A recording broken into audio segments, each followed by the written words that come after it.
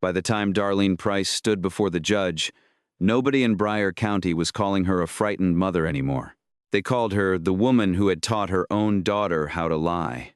Maisie sat 2 rows behind the prosecutor, hands folded so tightly her knuckles had gone white.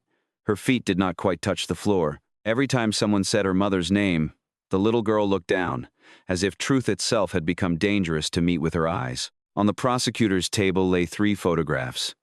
Ruth Calder, who had tried to save Darlene; Ray Pritchard, after 14 months in county jail for something he had not done; and Maisie in the blue coat she wore when she repeated the story her mother told her to say. The prosecutor did not raise his voice. He said Darlene had used motherhood as a shield. He said the damage had begun long before the final lie, with small lessons: look away, keep quiet, remember it this way, say it like Mama said. Darlene listened without looking up. She knew there was truth in every word. But long before she placed a lie in Maisie's mouth, Darlene had been a child in a kitchen in rural Arkansas, trying to explain why she was afraid to go home. Instead, her mother gripped her wrist beneath the table, smiled at the room, and said Darlene had always made things up for attention. By nightfall, Darlene had taken back the truth. That was where the lesson began. Years later, when the town called her trouble before she understood what trouble meant, Darlene learned another thing. Honesty was a luxury for people who could afford to lose.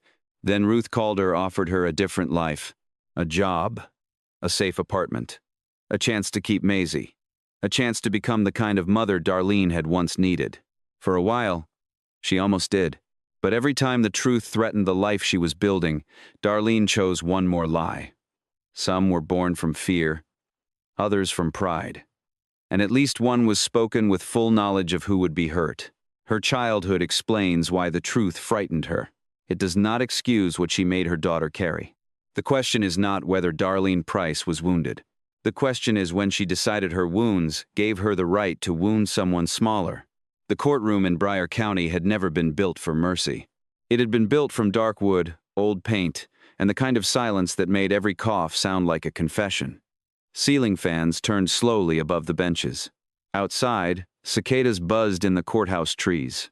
Inside, nobody moved unless the judge told them to. Darlene Price sat at the defense table in a gray blouse that did not fit right at the shoulders. Someone had told her not to look back at the gallery, not at Ray Pritchard, not at Ruth Calder's empty place, and especially not at Maisie. But Darlene could feel her daughter behind her. That was the worst part, not seeing Maisie.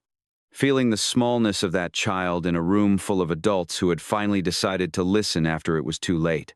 The prosecutor spoke carefully. He did not describe the crime in the language of shock. Everyone in Bryan County already knew what had happened after the lies began to collapse. What mattered now was not the noise of that final day, but the long road of choices that had led there.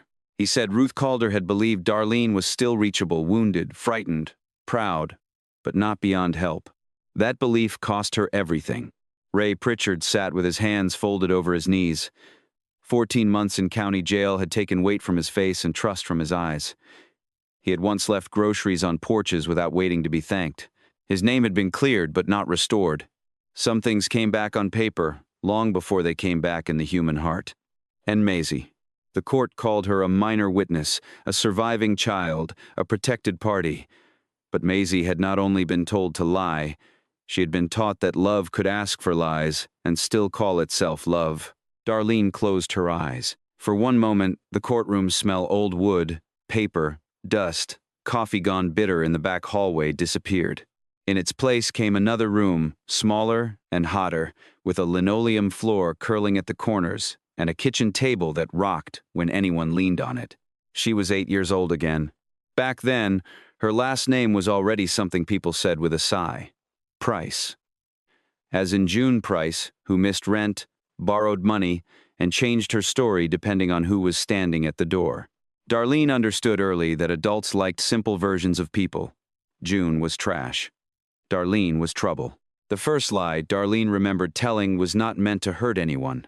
A teacher had asked why she kept falling asleep in class. Darlene said the dog had barked all night. They did not have a dog.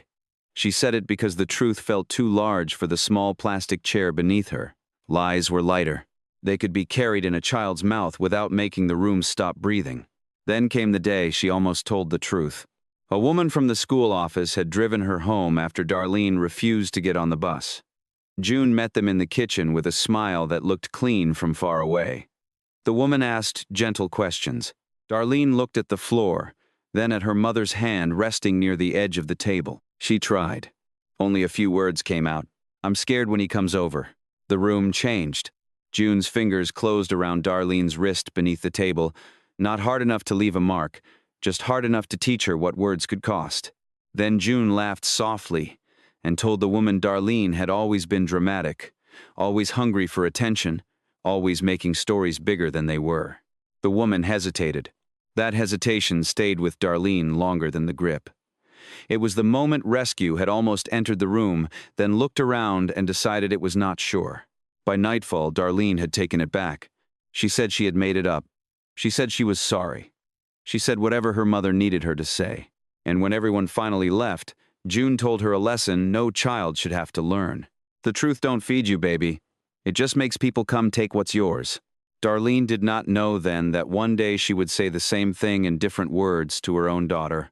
She only knew that after that night, the truth felt unsafe in her mouth. After that night in the kitchen, Darlene Price learned to listen before she spoke. Other children listened for birds outside the window, for school buses coming down gravel roads, for their mothers calling them to supper. Darlene listened for the shift in a grown-up's voice. She listened for cabinet doors closing too hard. She listened for the sound of her mother changing from one version of herself into another. June Price could be many women in a single afternoon. To the landlord, she was tired but decent, just a little short this month, just waiting on money that had not come through. To the church ladies, she was embarrassed by a difficult child who told stories and made things harder than they had to be. To men who sat at the kitchen table after dark, she was softer, laughing in a way Darlene could hear through the bedroom wall, even when she pressed a pillow over her ears. But when the door closed, and no one important was watching, June became quiet in a way that frightened Darlene more than shouting. The house sat at the end of a narrow road outside Briar Creek, Arkansas, where pine trees crowded the ditches and summer heat seemed to soak into the walls. The porch board sagged. The screen door never latched right. In the kitchen, a brown stain spread across the ceiling like a storm cloud that had decided to stay. Darlene knew which parts of the house to avoid. She knew which floorboards complained. She knew how to make herself small when adults were tired, angry, drunk, or ashamed. She knew that a child could be blamed for making a room uncomfortable simply by looking scared inside it. So she stopped looking scared. At school, this made her seem cold. She sat in the back row with her arms folded, never raising her hand unless a teacher called on her. She learned quickly, but she hated being watched while she did it. Attention felt dangerous. Praise felt like a door opening onto a room she had not checked yet. When Mrs. Lang asked why Darlene had not brought her permission slip, Darlene said her mother had lost it. When the cafeteria worker asked why she never bought milk, Darlene said she did not like milk.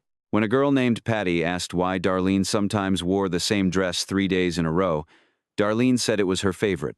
Some of those lies were small enough to fit in the palm of her hand, but small lies still taught her something. They worked. A teacher would frown, then move on. A classmate would laugh, then forget. A grown-up would accept the easier answer because the harder answer required time, paperwork, courage, or a willingness to step into another family's mess. Darlene did not have words for that yet. She only knew that truth was heavy. Lies were light. Lies let the day keep moving. The one person who did not move on so easily was Mr. Ellis. He taught social studies in a room that smelled like chalk, old maps, and coffee. He was not warm in the way some teachers tried to be. He did not kneel beside desks or speak in a sweet voice that made Darlene's skin tighten. He simply noticed things. He noticed that Darlene read ahead in the textbook but failed quizzes on purpose. He noticed that she knew the answers and acted bored before anyone could accuse her of trying. He noticed that when other children laughed at her, she did not cry. She smiled like she had already decided they were too late to hurt her. One afternoon, after Darlene had fallen asleep during a film about state government, Mr. Ellis asked her to stay after class. She stood beside his desk with her backpack hanging from one shoulder, ready to deny whatever he thought he knew. He did not ask why she was tired. He asked, "Is there somewhere you feel safe after school?" The question was too clean. For a moment, Darlene did not know what lie belonged to it. She looked at the flags near the chalkboard, at the stack of worksheets, at the window where the parking lot shimmered in the heat. She imagined saying yes. She imagined saying no. She imagined what would happen if Mr. Ellis believed her, and worse, what would happen if he almost believed her and then sent her home anyway. Her throat tightened around the truth. "My mama works late," she said. "That is not what I asked." There it was, the small opening. A different life might have begun through an opening that small. A child only needed one adult to hold the door long enough. But Darlene had already learned that adults often open doors just wide enough to look inside and then shut them when they saw too much. She shrugged. "I'm fine." Mr. Ellis did not believe her. That should have comforted her. Instead, it frightened her. His disbelief meant the truth was visible. If he could see it, others could too. And if others saw it, June would know Darlene had failed to keep the house covered. That evening, June asked why Mr. Ellis had called.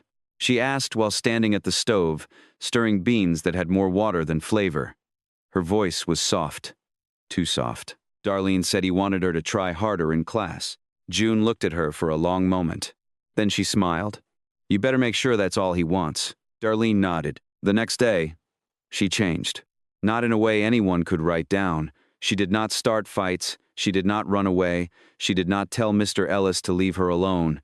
She simply became harder to reach. When he asked questions, she gave answers with no edges. When he offered extra help, she forgot to show up. When he praised a paper she wrote about the Constitution, she laughed and said she copied most of it, even though she had not. It was her first real act of self-sabotage. Not because she wanted to fail, because success made people look closer. By the end of that year, the town had begun finishing Darlene's story for her. At the grocery store, women lowered their voices when she walked past. At school, children learned from adults which families were safe to mock. Someone wrote "liar" on the outside of her locker in black marker. The janitor cleaned it off before lunch, but Darlene had already seen it. The strange thing was how quickly shame could turn into armor. The first time someone called her trouble, it hurt. The fifth time, she pretended not to hear. By the 20th, she wore the word like a jacket in bad weather. If they were going to name her before she had a chance to name herself, then maybe she owed them nothing clean. Still, there were nights when she lay awake and remembered Mr. Ellis's question, "Is there somewhere you feel safe after school?" She would whisper possible answers into the dark. "No, not really. I don't know." But morning always came.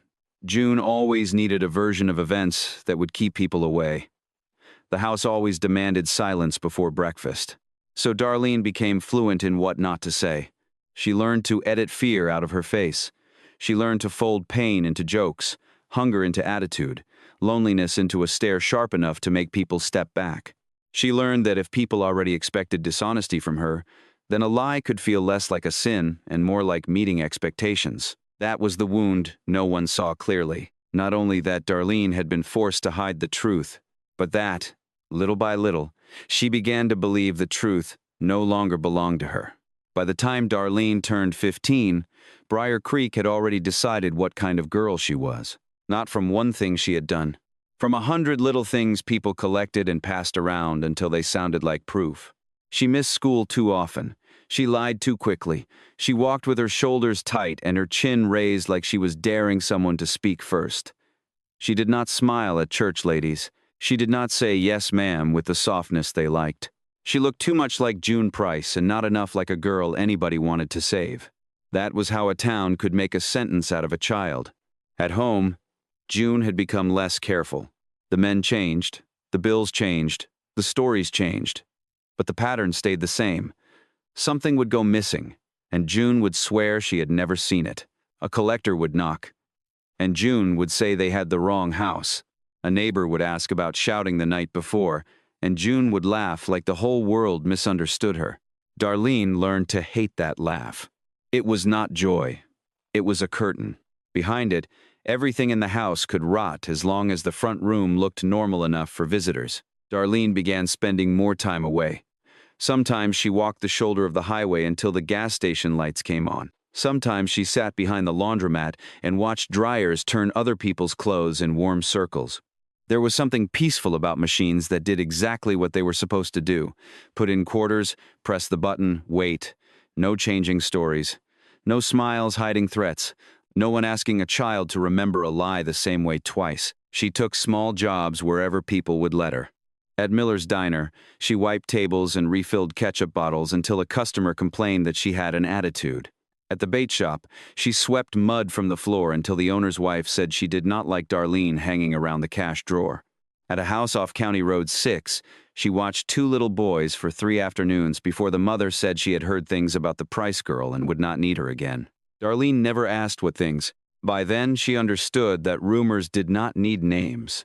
They only needed somewhere to land. Still, there were moments when she tried. One morning, she arrived early at school with a completed essay in her backpack and her hair brushed flat with water from the sink. Mr. Dake Ellis saw her in the hallway and gave her a nod that was not pity, not praise, just recognition. For half a second, Darlene felt the old opening again. Then a girl near the lockers whispered, "Careful, she'll steal your homework and say it's hers."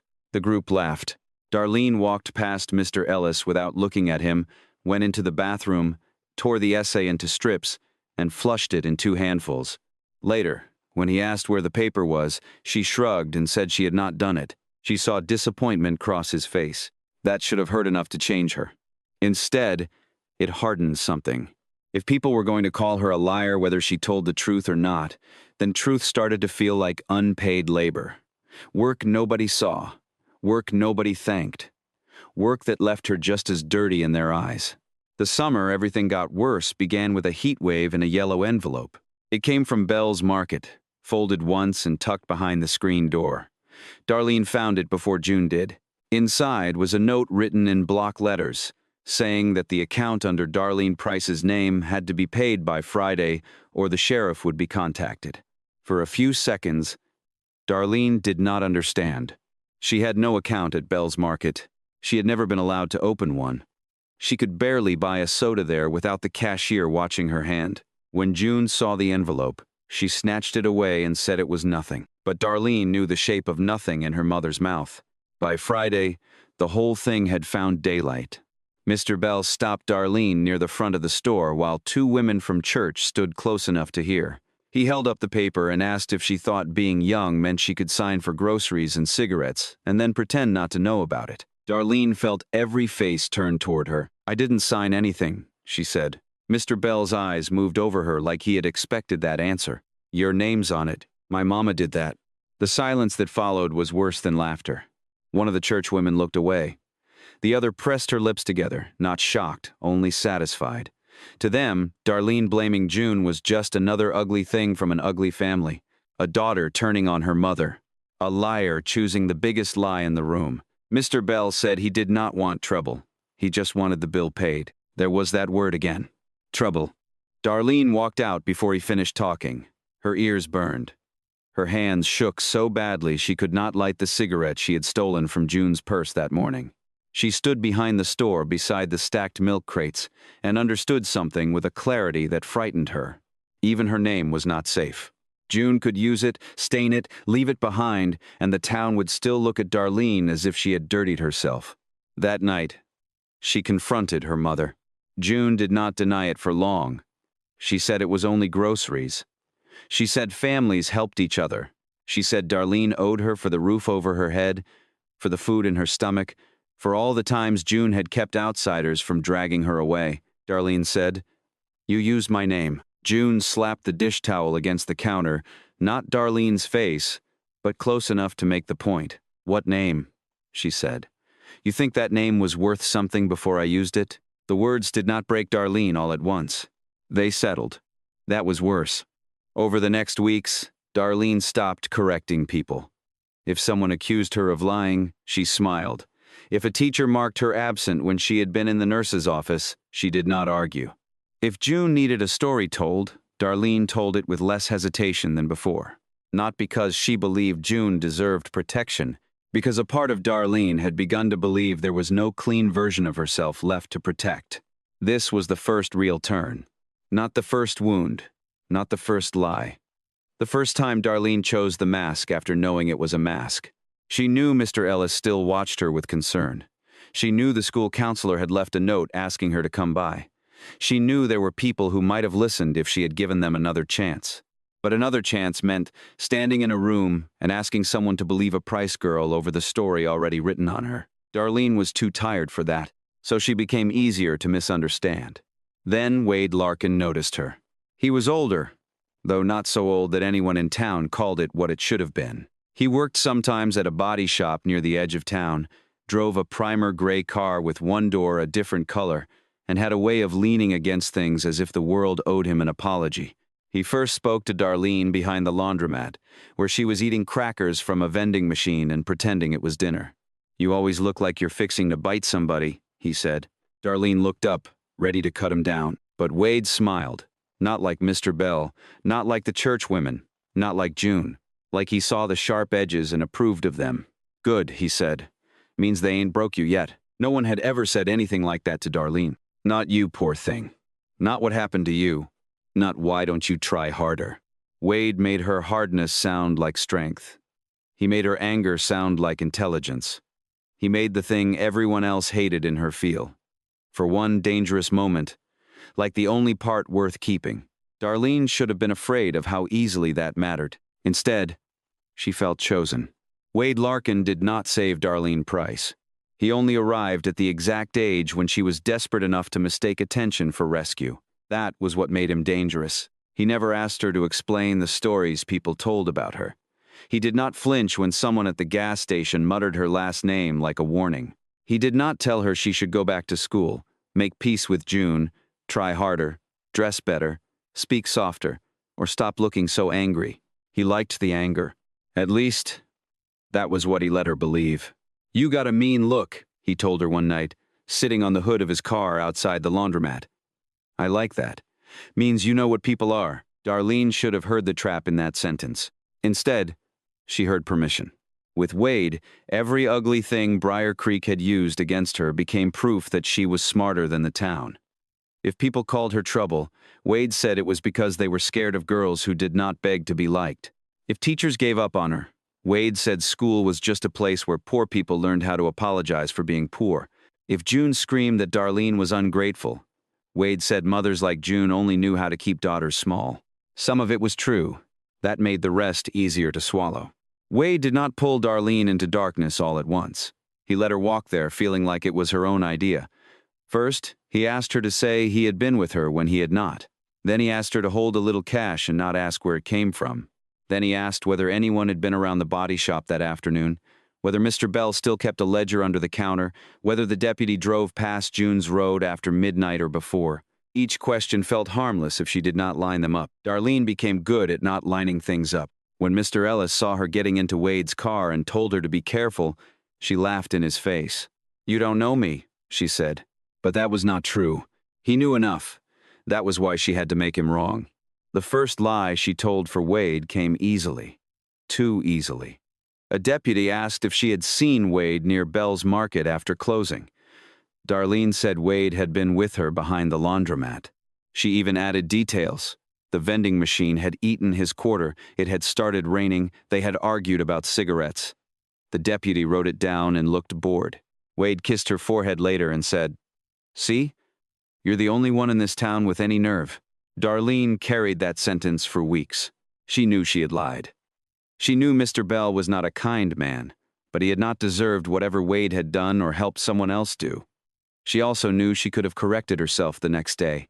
But correcting a lie meant admitting she had told one. And admitting that meant losing the one person who had looked at her damage and called it strength. So she stayed quiet. That was the first fall. Not because it ruined everything at once, but because Darlene felt the drop and still told herself she was standing. Months passed that way. Wade came and went. Sometimes he brought food. Sometimes he borrowed money Darlene did not have. Sometimes he slept on June's couch and left before sunrise. June did not like him, not because she saw danger clearly, but because Wade was the first person in years who could make Darlene ignore her mother's voice. The two of them fought over him more than once. June called him trash. Darlene said trash recognized trash. Then she packed a grocery bag with 2 shirts and spent 3 nights in Wade's car, proud of herself for choosing hunger over obedience. By the time Darlene realized she was pregnant, Wade had already started disappearing in longer stretches. She told him behind the body shop, near a stack of tires silvered with dust. For a moment, he did not speak. Then he smiled in a way that came a little late and said they would figure it out. Darlene wanted to believe the smile. She wanted it so badly that wanting became a kind of blindness. News traveled through Briar Creek faster than rainwater in a ditch. By the end of the week, women who had never offered Darlene a ride or a meal spoke about her future like it was public property. At the diner, someone said girls like that always ended up with babies. At the market, Mr. Bell watched her stomach before it was even showing. At school, a counselor asked whether Darlene had considered other arrangements. And Darlene heard only one thing beneath the careful words. "You are not the kind of girl who gets to keep what she loves." June was furious, but not in a clean way. She called Darlene stupid, then started talking about the baby as if it might be useful. A welfare office. A little more sympathy. A reason for people to bring casseroles and not questions. Darlene saw it and hated her, then hated herself for needing her. Pregnancy did not make Darlene soft the way some people expected. It made her watchful. She kept one hand low over her stomach when voices rose. She started counting money, counting cans in the cabinet, counting the days Wade stayed away. At night, she imagined leaving Briar Creek with the baby wrapped against her chest.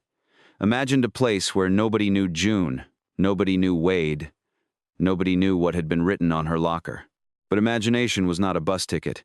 Wade returned 2 weeks before Maisie was born with flowers from a gas station and promises that sounded better in the dark.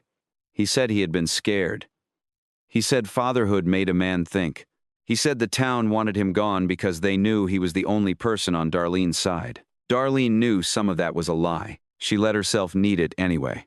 Maisie Price came into the world during a thunderstorm, small and red-faced and furious at the light. When the nurse placed her against Darlene's chest, the room seemed to narrow until there was no June, no Wade, no Briar Creek, no courthouse waiting years ahead. Only this child, this warm, living proof that something clean could still come from her. Darlene cried then, quietly, with one hand cupped over the back of Maisie's head. She made promises in that hospital bed that she meant with every broken part of herself. She would not be June. She would not make her daughter afraid of the kitchen. She would not teach Maisie to swallow the truth just to keep adults comfortable. For a while, those promises were real. That was the cruelest part. Darlene did love her daughter. Not as an idea, not as an excuse. She loved the weight of Maisie sleeping against her shoulder. She loved the tiny fist that closed around her finger. She loved the way the baby quieted when Darlene hummed old radio songs off-key in the dark. But love did not erase fear, and fear was already waiting beside the crib. Because the moment Darlene understood how much she loved Maisie, she also understood what losing her would do. If the town took Maisie, Darlene would not only lose her child, she would lose the only evidence she had ever held that she could be better than where she came from. From that day on, motherhood became 2 things inside her: a reason to change and a reason to lie. Ruth Calder entered Darlene Price's life carrying a clipboard, a canvas purse, and no patience for pretty lies. That was the first thing Darlene disliked about her. Ruth did not speak softly enough to be mistaken for harmless. She was in her late 50s, with gray threaded through her dark hair and reading glasses she wore on a chain around her neck. She had worked too many cases in Briar County to believe that every mother who cried was innocent, or that every poor family only needed a little encouragement and a bag of donated clothes. But she had also worked too long to believe people were finished just because the town said so. The first time Ruth came to June Price's house, Maisie was 6 months old and sleeping in a laundry basket lined with towels. Darlene stood in the doorway with one hand on the frame and the other pressed against her own ribs, as if holding herself together by force. June did most of the talking. She told Ruth that Darlene was difficult, emotional, not always honest, but trying in her own way. She said the baby was fine. She said the house was fine. She said everyone made too much of things when a poor family could not afford to look polished. Ruth listened. Then she looked past June to the laundry basket, to the empty formula can near the sink, to Darlene's face when Maisie whimpered in her sleep. "Do you want help?" Ruth asked. "Or do you only want me to write down that you refused it?" Darlene hated her for asking so directly. She also almost cried from relief. That was how Ruth worked. She did not flatter Darlene. She did not call her brave for surviving things no child should have survived. She did not pretend June was harmless. She simply made a list, formula assistance, a clinic appointment, a temporary child care voucher, a possible opening at a laundry service 2 towns over, a room in a small apartment building owned by a retired couple who rented to young mothers if someone from the county vouched for them. Darlene heard every item like both a gift and an insult. Help was dangerous that way. It came wrapped in questions. It made strangers look into cabinets, ask about men, count pay stubs, notice bruises in the walls and lies in the corners. To accept help meant admitting there were places in her life she could not defend. But Maisie needed diapers. Maisie needed milk. Maisie needed a mother who was not sleeping with one eye open in June Price's house. So Darlene said yes. Not warmly, not gratefully, but yes. Ruth did not smile like she had won. She only nodded and said, "Then we start with what keeps the baby safe." For the first time in Darlene's life, safety became a schedule instead of a fantasy. Mondays, she worked the early shift at Briar Clean Laundry, sorting sheets from the county motel and tablecloths from church dinners. Tuesdays, Maisie had checkups or weight checks or appointments Darlene pretended to resent but never missed. On Fridays, Darlene cashed her small paycheck, bought formula first, rent second, cigarettes not at all if Ruth was going to ask. The apartment was nothing special, a narrow bedroom. A kitchen with a stove that worked if the left burner was not touched. A window unit that rattled like it was full of gravel. Brown carpet worn thin in the hallway. But the door had a lock, and Darlene had the key. Her key. She kept it on a red plastic ring and checked for it so often that Ruth once said, "You know doors work better when you trust them." Darlene snapped. Easy thing to say when nobody ever changed the lock on you. Ruth accepted the anger without stepping back. "That may be true," she said. "But this one is yours as long as you keep the place safe." There it was. The condition. Darlene heard it even when Ruth meant it plainly. Safe. Clean. Honest. Stable. Words like small fences around a life Darlene was terrified of losing. Still, for a while, she almost made it. She took Maisie to the park after work and sat on a bench with her shoes kicked off while the baby grabbed at leaves. She learned which grocery store marked down meat on Wednesday nights. She taped Maisie's first scribbled picture to the refrigerator with a magnet shaped like a tomato. She stopped answering unknown numbers for weeks at a time because she knew Wade sometimes borrowed phones. At night, when Maisie fell asleep against her chest, Darlene would sit in the dark and let herself imagine a future simple enough to survive. A better job, a second-hand crib, school clothes, Maisie learning to read at the kitchen table, a life where nobody said Price like it was a stain. Ruth saw those changes. She did not praise them too much, because praise made Darlene suspicious, but she noticed. She brought a box of used children's books. She helped Darlene apply for a training course at the laundry that might lead to steadier hours. She told the landlord that Darlene paid late once, but she paid. Most importantly, Ruth spoke to Darlene like failure was possible, but not guaranteed. That was new. Then Wade came back, not with shouting, not with threats, not at first. He waited outside the laundry service near closing, leaning against his car with a paper sack in one hand and a smile that made Darlene's stomach drop before her heart could rise. Inside the sack were 2 burgers and a small stuffed rabbit for Maisie. "I heard you got yourself respectable," he said. Darlene should have walked past him. She knew that, even then. She could picture Ruth's face if she saw Wade near the laundry. She could hear the question Ruth would ask, calm and impossible to dodge. "Is he around the baby?" But Wade did not start with the baby. He started with Darlene's pride. He said Ruth had her trained. He said the county liked poor women best when they acted grateful. He said that little apartment was not freedom if Darlene had to report every corner of her life to a woman with a clipboard. "You think she sees you as a mother?" Wade asked. "She sees a case file that learned to say thank you." The words landed because part of Darlene already feared them. That was the cruel skill Wade had.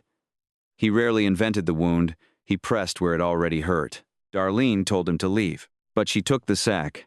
That night, Maisie slept with the stuffed rabbit tucked under her arm. Darlene stood at the kitchen counter, looking at the toy, and hated Wade for knowing exactly how to make himself look like a father for 5 minutes. The next week, he came by again. Then once more. At first, Darlene met him outside, away from the apartment. Then she let him carry groceries up the stairs.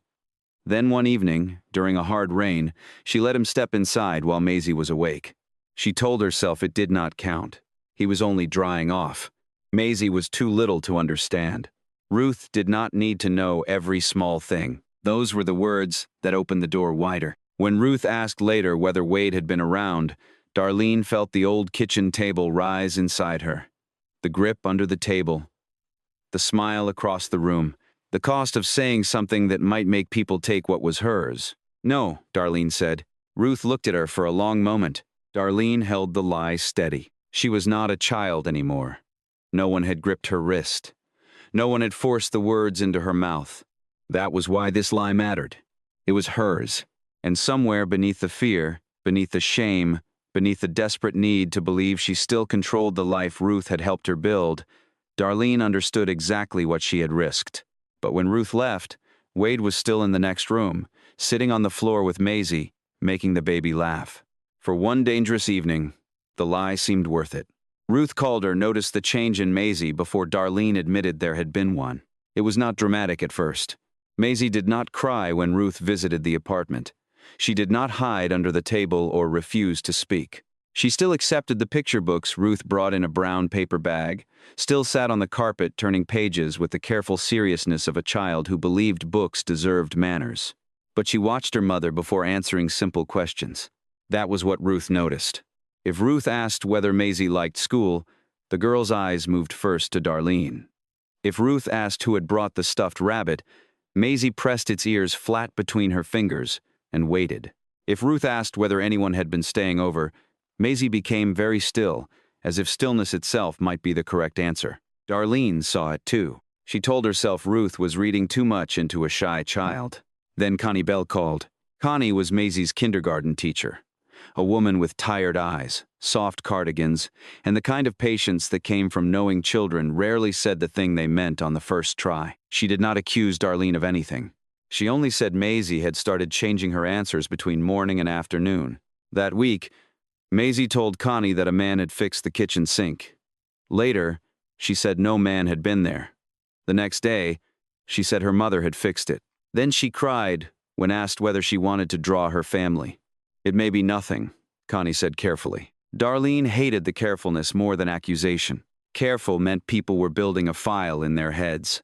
She thanked Connie, hung up, and stood in the kitchen with the phone still in her hand. Wade was at the table, eating cereal from a coffee mug because Darlene had not washed the bowls. He did not look worried. He looked amused. Teacher ladies always think they're detectives, he said. Darlene told him it was not funny. Wade leaned back in the chair. Then stop acting scared. The words struck harder than they should have. Darlene was not scared, she told herself. She was tired.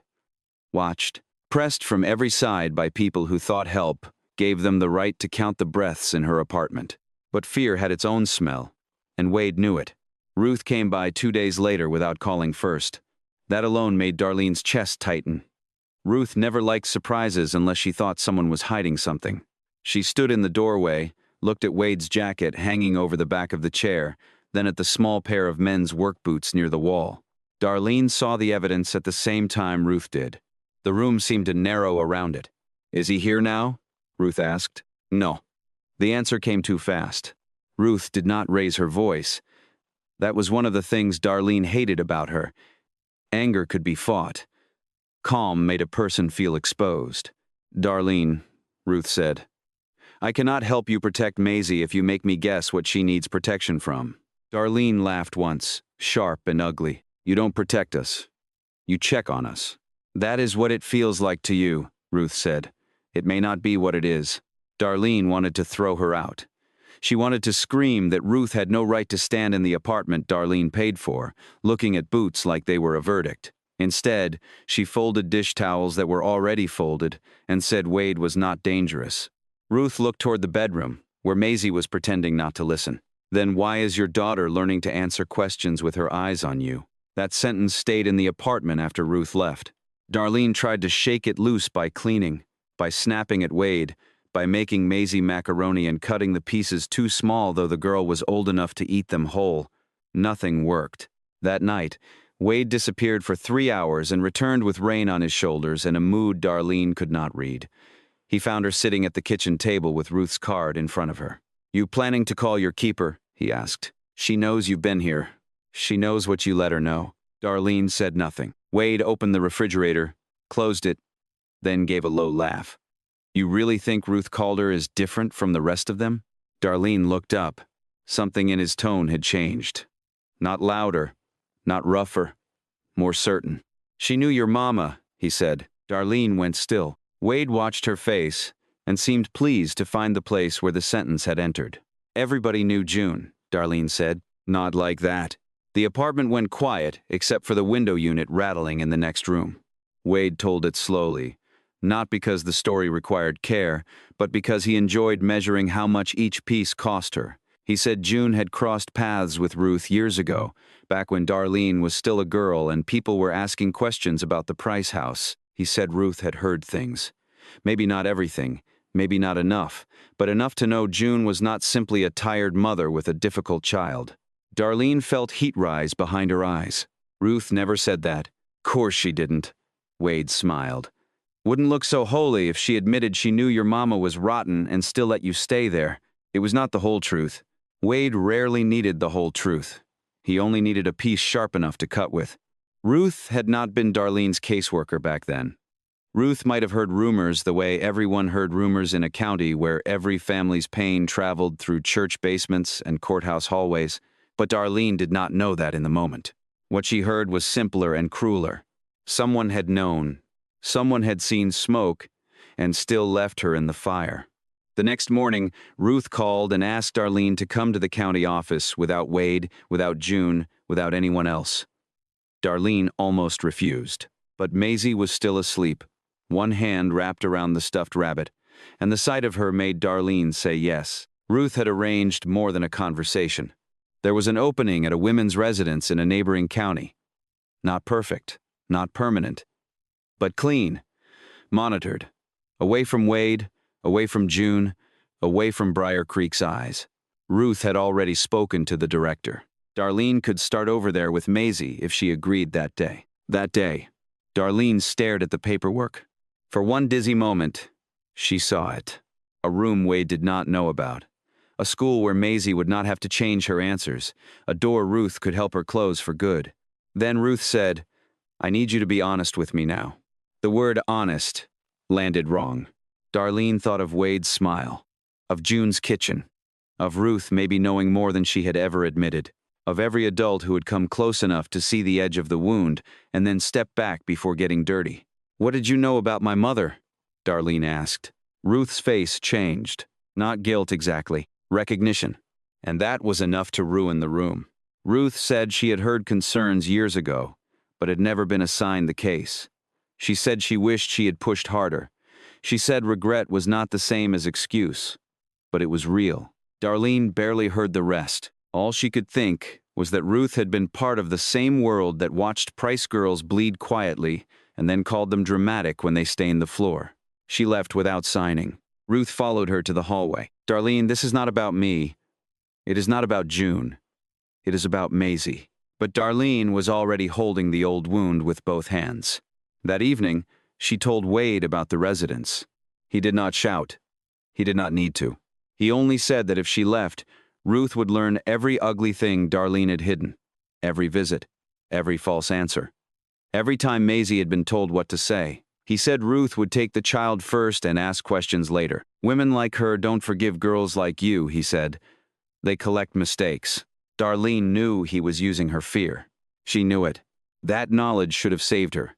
Instead, she folded it into the fear and called it caution. When Ruth called the next morning, Darlene looked at Maisie eating toast at the table, swinging her legs beneath the chair, humming to herself like the world had not already begun arranging itself around adult cowardice. Darlene could still choose the residence. She could still choose the hard, humiliating, saving thing. She could still tell Ruth enough. Instead, she said, "We're fine." On the other end of the line, Ruth went quiet. Darlene almost took it back. Almost. Then Wade came out of the bedroom, barefoot and smiling like he had already won. Darlene tightened her grip on the phone. "We don't need your place," she said. "And I don't want you confusing my daughter." Maisie stopped humming. That was the moment Darlene should have heard herself. Not June's voice. Not Wade's. Hers. But she hung up before anyone could answer. After Darlene told Ruth Calder they did not need her place, something shifted in the apartment. Not loudly. That was the dangerous part. The next morning, Maisie ate cereal while Wade slept behind the bedroom door, and Darlene moved through the kitchen with a strange, tight calm. Nothing had exploded. No sheriff came. No caseworker arrived with papers. Ruth called twice, and Darlene let the phone ring until it stopped. For the first time in weeks, silence did not feel like fear. It felt like control. Darlene did not trust that feeling at first. She checked the window when cars slowed outside. She watched Connie Bell at pickup, waiting for accusation. She counted Wade's cigarettes in the ashtray, counted the hours he stayed, counted every small piece of evidence that could become a question later. But days passed, and the world kept moving. Connie smiled too carefully, but still handed Maisie her backpack and said, "See you tomorrow." The landlord fixed a loose stair rail and did not ask about Wade's boots. The woman downstairs complained about noise, but not about visitors. Darlene began to understand that people could suspect a thing and still fail to stop it. As a child, that lesson had made her feel abandoned. As a mother, it made her feel powerful. Wade noticed before she did. "You see," he said one night, watching Darlene tear Ruth's latest note in half over the trash can. "They only push as far as you let them." Darlene wanted to say that was not true.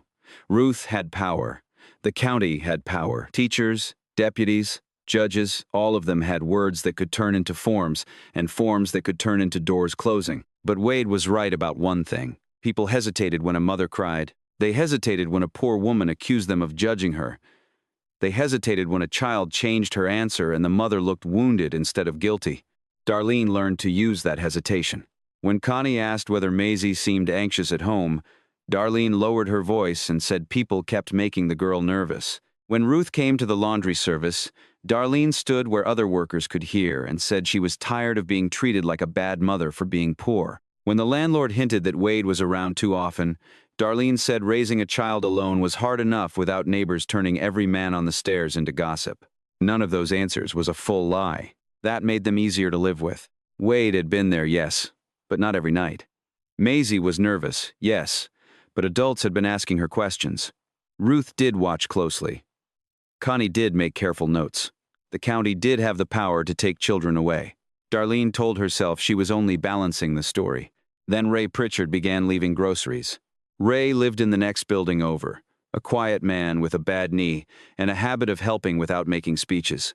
He worked part-time at the hardware store and spent weekends fixing broken steps, loose hinges, and sink pipes for people who paid him in coffee or not at all. The first time he left a bag outside Darlene's door, there were apples, sandwich bread, and a small box of crayons for Maisie. Kindness made Darlene suspicious when it did not come with instructions. Ray did not ask to come in. He did not mention Wade. He only said through the half-open door that the store had marked things down and he bought too much. Maisie liked him immediately. That alone made Darlene uneasy. Ray spoke to Maisie like she was a person, not a case, not a problem, not a piece of Darlene. Once, when Wade's car was parked crooked near the curb, Ray looked at it, then looked away without comment. Darlene almost thanked him for that. Instead, she said, "We don't need charity." Ray nodded. "Then call it extra groceries." He should have stayed outside the story. That was the tragedy of Ray Pritchard. He was not trying to be a hero. He was only a decent man who noticed a child looking hungry and thought decency was still allowed to be simple. But nothing around Darlene stayed simple for long. One Friday afternoon, Connie kept Maisie after class. When Darlene arrived, Maisie was beside the teacher's desk, her stuffed rabbit clenched in both arms. Connie said Maisie had drawn a picture. In the picture, there were 3 people in the apartment and 1 person outside the door. The person outside was colored in brown crayon, with a square shape in one hand. Groceries, Maisie explained at first. Then she stopped. Her face changed as if she had heard an instruction from inside her own head. "That's nobody," she said. Connie looked at Darlene. On the drive home, Maisie sat in the back seat, too quiet. Darlene told herself she only needed to clear up confusion. Children misunderstood things. Connie was pushing. Ruth was pushing. Everyone was pushing. At a red light, she looked at Maisie in the rearview mirror. "What did you tell Miss Bell?" Maisie's lower lip trembled. "I don't know." "Yes, you do." The light turned green. Someone honked behind them. Darlene drove on, her voice calmer now, which made it worse. "You have to be careful what you say. People can take things wrong. They can take you from me if they think wrong." Maisie began to cry without sound. Darlene saw her daughter shrinking in the back seat, trying to become the kind of child who did not make the room more dangerous.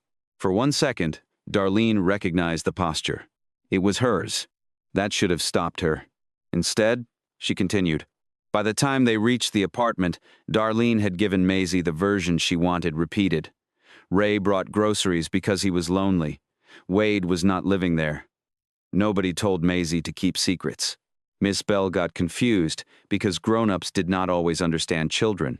Maisie listened with the solemn terror of a child learning that love had homework. "Say it back," Darlene whispered. Maisie did. Not perfectly. So Darlene made her say it again.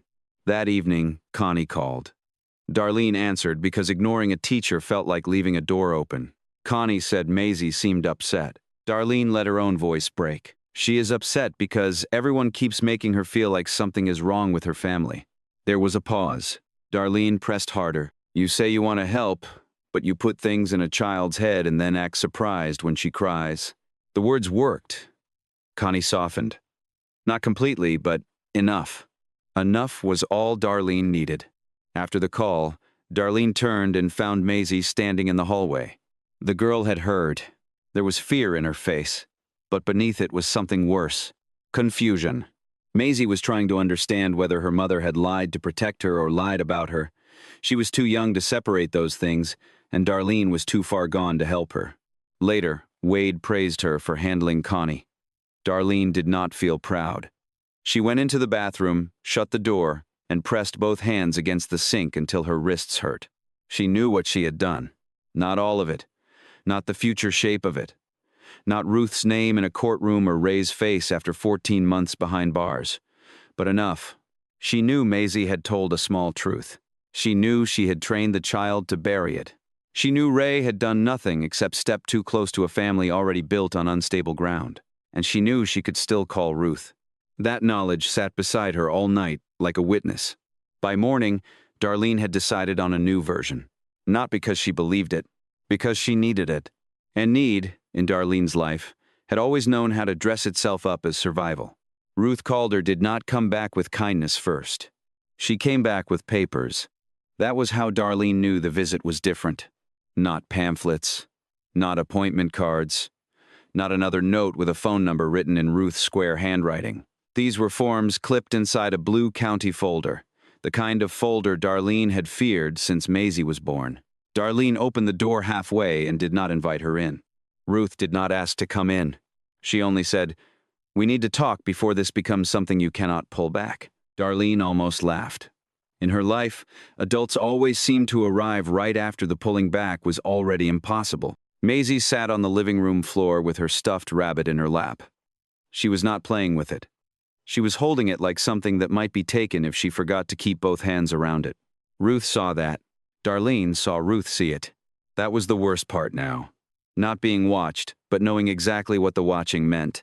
"Connie called me," Ruth said. "Of course she did. She is worried about Maisie. Everybody is always worried about my child until it is time to respect her mother." Ruth's face did not change. This is not about respect. This is about a little girl who is afraid to answer simple questions without checking your face first. The words moved through the room slowly. Darlene felt them reach Maisie before they reached her. Don't talk about her like she's broken, Darlene said. I am talking about what is being done to her. That was sharper than Ruth usually allowed herself to be. Darlene stepped onto the porch and pulled the door nearly closed behind her, leaving Maisie inside. The summer air was thick and hot. Downstairs, somebody's radio played low through an open window. For a second, the ordinary sound of it made Darlene angry. The world had no right to be ordinary while people stood at her door with folders. Ruth lowered her voice. I know Wade has been staying here. I know Maisie has been asked to change what she says. I know Ray has been trying to help. And I know you are starting to make that look like something else.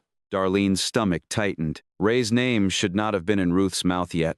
He puts himself in people's business, Darlene said. He brings groceries to a child. You don't know why men do things. Ruth paused. There it was, the old wound, dressed as wisdom. No, Ruth said quietly.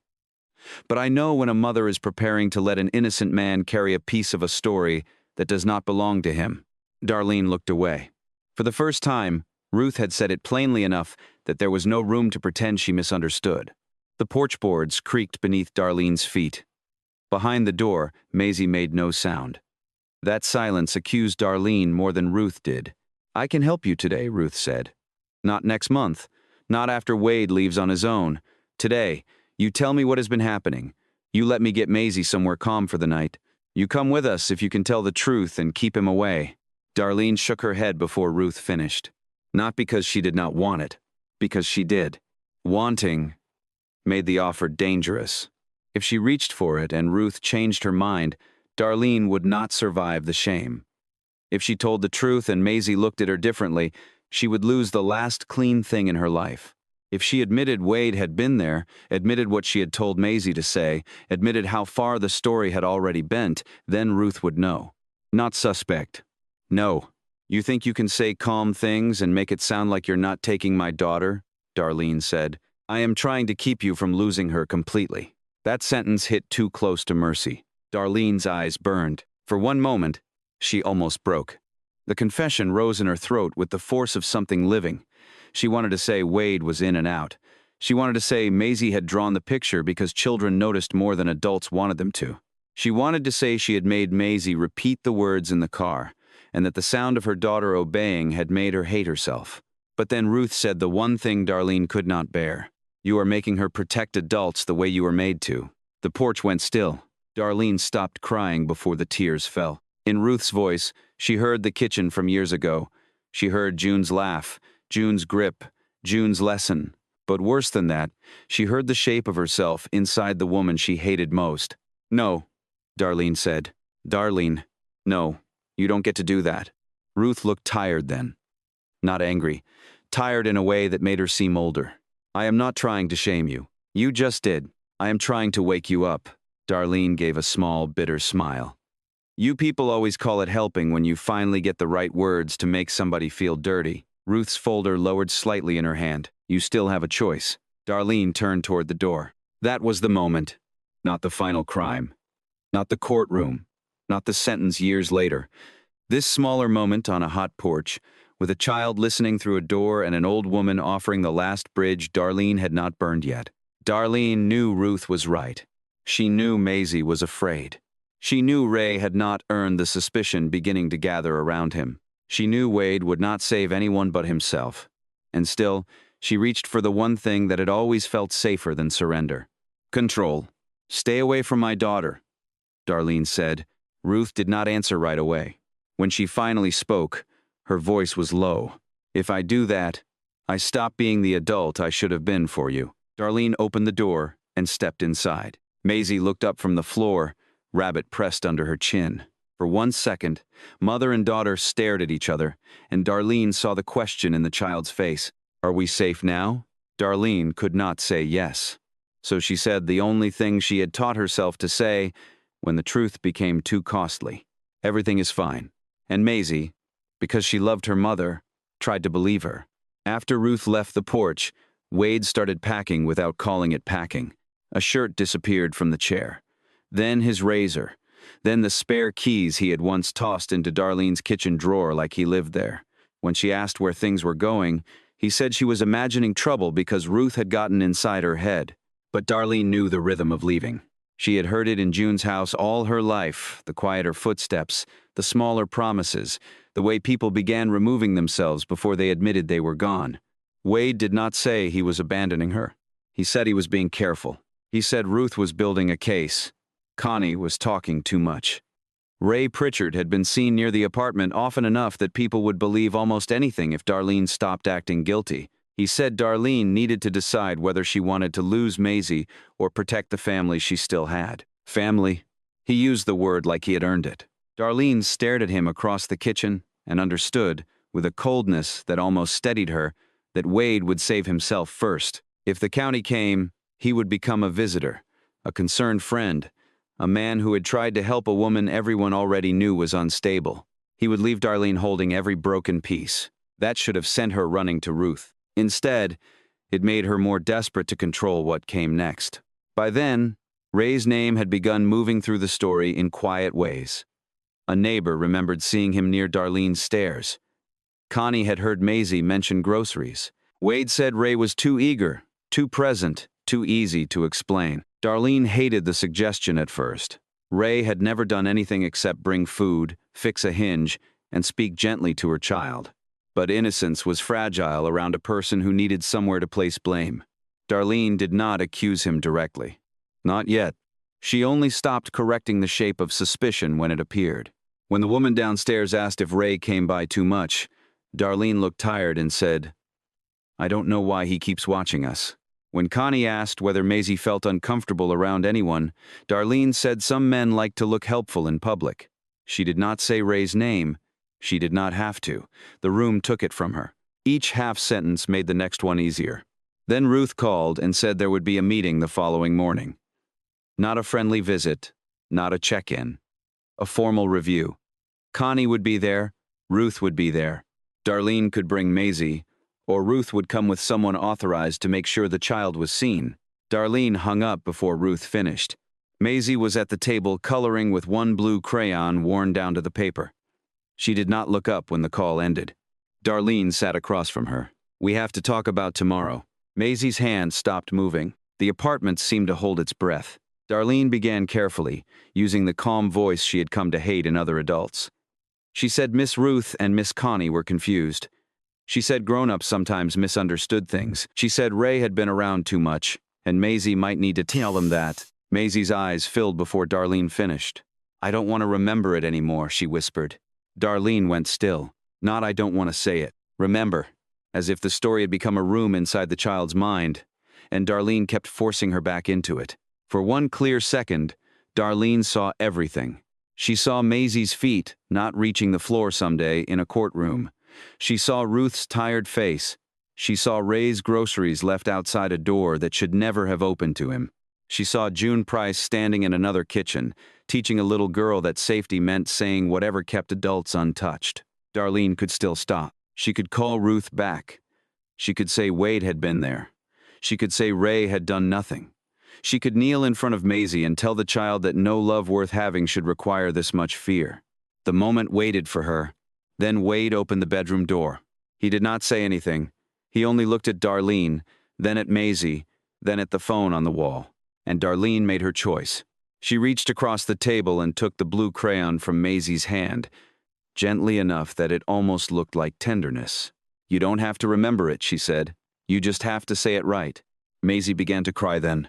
Not loudly. That would have been easier to forgive. She cried like a child trying not to make things worse. Darlene heard it and hated herself. But hatred was not confession. Shame was not repair. Regret was not courage. By morning, the story was ready. And Darlene Price, who had once promised never to become the woman who made a child afraid of the truth, walked her daughter toward the final version. By the time the truth came out, it did not arrive like rescue. It arrived late, carrying paperwork, witness statements, corrected timelines, and the kind of silence that follows when a town realizes it has helped punish the wrong person. Ruth Calder was gone. No courtroom language could soften that. She was not a caseworker in the abstract, not a name in a county report, not a woman whose life could be reduced to her job title. She had been the person who kept extra crackers in her desk for hungry children. The woman who remembered which young mothers needed bus tokens, which fathers needed work boots, which babies were allergic to donated formula. She had known Darlene was dangerous to herself long before she believed Darlene would become dangerous to others. And still, Ruth had tried. That was what made her death settle so heavily over Briar County. Not because she had been foolish, because she had been brave in the quiet, ordinary way decent people are brave by returning to the door after being told to stay away. Ray Pritchard came home after 14 months in county jail. The county cleared his name, but clearing a name was not the same as giving a life back. His apartment had been rented to someone else. His job at the hardware store had been filled. People who had once nodded to him in grocery aisles now looked too long, then looked away too quickly. Innocence, once questioned publicly, did not return clean. It came back limping. Ray never yelled in court. That seemed to disturb Darlene more than anger would have. He only said that he used to believe helping a neighbor was simple. Then he looked toward Maisie and added that the child had lost more than he had. Maisie was 10 by the time Darlene was sentenced. She wore a blue dress Ruth had helped buy before everything broke open. Her feet reached the floor now, but only barely. Connie Bell sat beside her, one hand resting near Maisie's shoulder without touching unless the girl leaned in first. When the judge spoke, Darlene kept her eyes down. The court did not sentence her for being poor. It did not sentence her for having a cruel mother, or for being failed by adults when she was young, or for believing too early that truth was something dangerous. Those things were part of the record. They were part of the tragedy, but they were not the crime. Darlene Price was sentenced for what she chose after she knew better, for the lies she built when doors were still open, for the child she coached into fear, for the innocent man she allowed the town to suspect, for refusing Ruth Calder's last offer of help and turning mercy into another threat in her mind. The sentence was life without parole. There was no gasp when the judge read it. Briar County had already spent all its noise. Darlene's shoulders moved once, as if the words had entered her body and found no place to leave. She asked if she could say something. The judge allowed it. For a moment, every person in that courtroom seemed to brace for another version of the story, another explanation, another wound held up like a shield. But Darlene only looked at the table in front of her and said, "I thought if I kept the story straight, I could keep my daughter." Maisie did not look up. That was the answer Darlene had earned. Not hatred, not forgiveness, not even a child's final accusation. Just the silence of someone too young to carry what her mother had placed in her hands. Years later, people in Briar County would still argue about Darlene Price. Some said she had been broken long before she broke anyone else. Some said plenty of people suffered and did not destroy the lives around them. Both things were true enough to hurt. Darlene had once been a little girl in a kitchen, waiting for one adult to believe her. That mattered. It explained the first wound, but Ruth Calder was dead. Ray Pritchard had lost 14 months no apology could return. And Maisie had learned before she was old enough to spell the word testimony that love could ask a child to betray herself. That mattered more at the end. Because understanding where the darkness began does not mean forgiving what it became. Darlene Price was not born a monster, but by the time she taught her daughter to fear the truth, the wounded child she had once been was no longer the only person in the room.